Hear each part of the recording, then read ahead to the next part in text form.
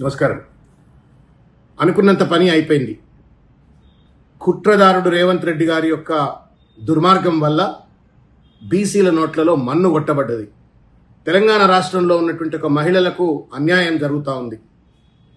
కులగణన పేరు మీద దాదాపు 200 కోట్ల రూపాయలు ఖర్చు పెట్టి Bhusani Venkateswararao committee, justice Sudarshan Reddy committee, ఇవన్నీ కమిటీల పేరు మీద కమిటీలు పెట్టి ప్రజలను మభ్యపెట్టి 2 ఏళ్ల పాటు తాత్సారం చేసి ఆఖరికి వాళ్ళ బీసీల నోట్లో మన్ను కొడుతూ ఇవాళ మొత్తం బీసీ, ఎస్సీ, ఎస్టీ మహిళల యొక్క నోట్లలో మన్ను కొట్టేటువంటి ఒక రీతిలో జీవో 46 పట్టుకొచ్చి దాని ఆధారంగా ఇవాళ రాష్ట్ర ఎన్నికల సంఘాన్ని తొత్తుగా మార్చుకొని ఇవాళ ఒక లోపభూయిష్టమైనటువంటి ఒక ఎన్నికల నోటిఫికేషన్ షెడ్యూల్ను అనౌన్స్ చేసినారు. లోతుగా వెళ్లి ఏ గ్రామ పంచాయతీలో ఏ రకమైనటువంటి ఒక రిజర్వేషన్లు కేటాయించినారు, ఏ జిల్లాలో ఏ రకంగా వచ్చింది అని చూస్తే కళ్లల్లో రక్తం వస్తుంది. ఆదిలాబాద్ లాంటి జిల్లాలో కేవలం 4.8% ఆఫ్ గ్రామ పంచాయత్స్ వర్ అలొకేటెడ్ టు బీసీస్. తర్వాత జనగాంలో కేవలం 16%, తర్వాత ఖమ్మంలో కేవలం 9.45%, మంచిర్యాల్లో కేవలం 7.5%, ములుగులో కేవలం 3.4%.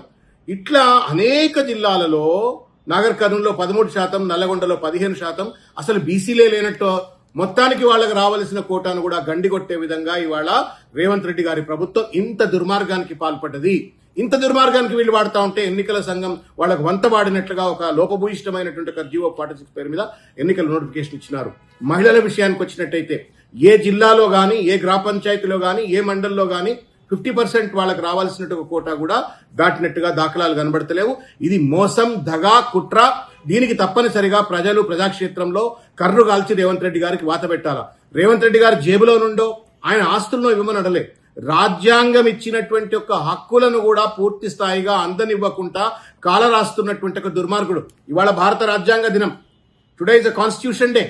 ఈ కాన్స్టిట్యూషన్ డే నాడు తెలంగాణలో లోకల్ బాడీ ఎన్నికల పేరు మీద రాజ్యాంగపరమైనటువంటి ఒక హక్కులను కాలరాస్తూ ఇవాళ బీసీలను, మహిళలను ఏ రకంగా కాలరాస్తా ఉండో చూస్తా ఉన్నాం. కాబట్టి సభ్య సమాజం అంతా కూడా నిద్రలేవాల్సిన అవసరం ఉంది. రేవంత్ రెడ్డి మోసాన్ని ఎదిరించవలసిన అవసరం ఉంది.